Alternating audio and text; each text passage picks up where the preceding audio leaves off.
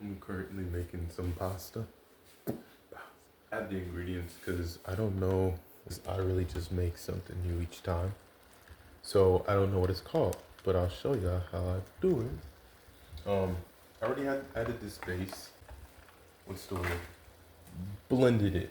So this mixture, which is went for like the main sauce of this, it was made from onions, garlic, what else?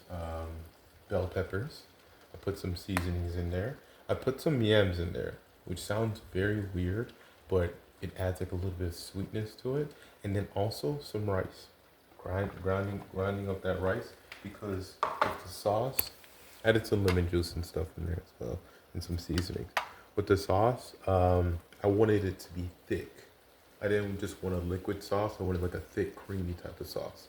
So that was the base of it. And then with this one, didn't have any more milk, so I added quite a bit of cheese, some butter as well, because I wanted to really get this kind of thick and buttery. Let's see, there's some green beans in there as well. Not liking, I'm not gonna say I don't like the taste. I do like the taste of this. I just think that it needs to be a tiny bit more seasoned. Put some jerk barbecue sauce in there. It sounds all over the place, I understand, but some of this. But okay, this is gonna be total seasoning.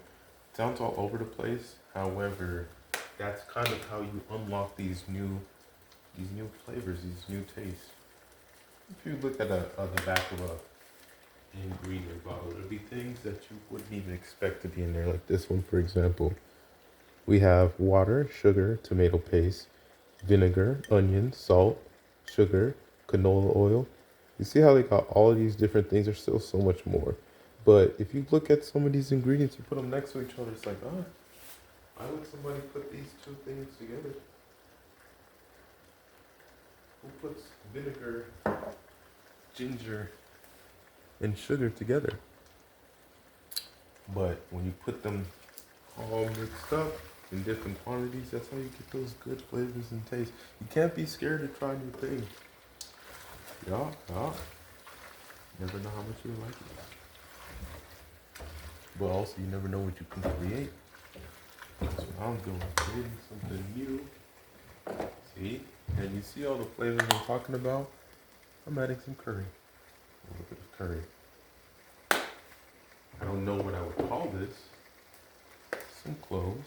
It's got medical benefits as well, but it's going to give more of that aroma and that aftertaste of like you're feeling full as you chew. That's the same reason why I put in the butter, because it's going to kind of sit in your stomach. So it makes you feel a lot more full once you eat it.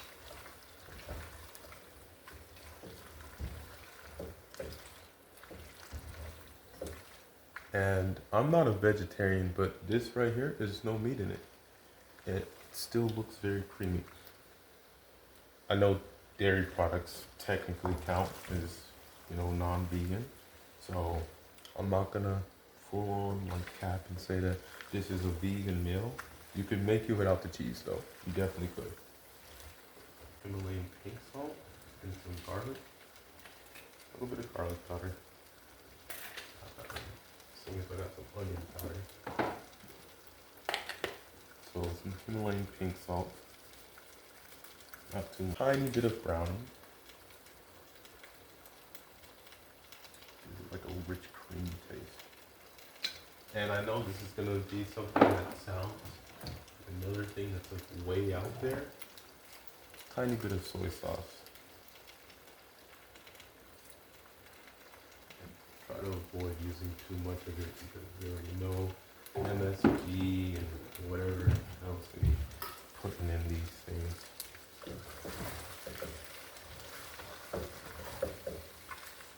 And then I'm gonna go back to the fridge and get a little bit more cheese for this.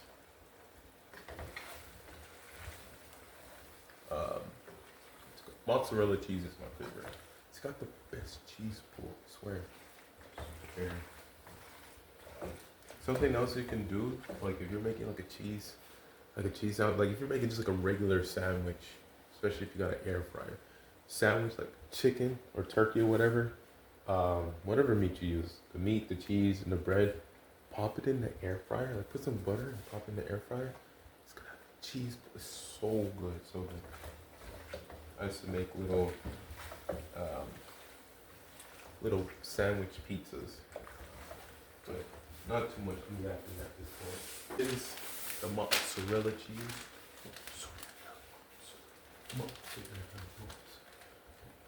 There we go. Alright. Oh, I'm showing you, I'm not showing it. This is what we're here for. Not here for me. Here for the food. This is why I have not been posting as much of my mukbangs. Because like I'm cooking this and I start getting hungry while it's cooking. And I'm like so big back that when it's time to eat, I forget to record. I start eating. Good bad idea. And that's why I like messing around with like the taste and seasonings and flavors. I took a can of tuna once and I made it taste just like salmon. Of course, it's not salmon. This is like imitation salmon, but it could really go a long way with whatever. Turn this heat up. This is about to be ready. Look at this. That smells so good and it looks so good. I'm gonna taste it though. Just to kind of see.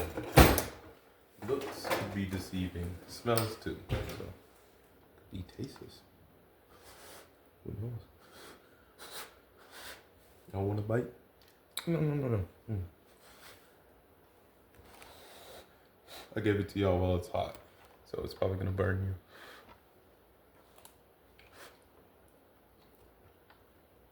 That's perfect. All right, I'm done. Here is the finished result of the food that I just made.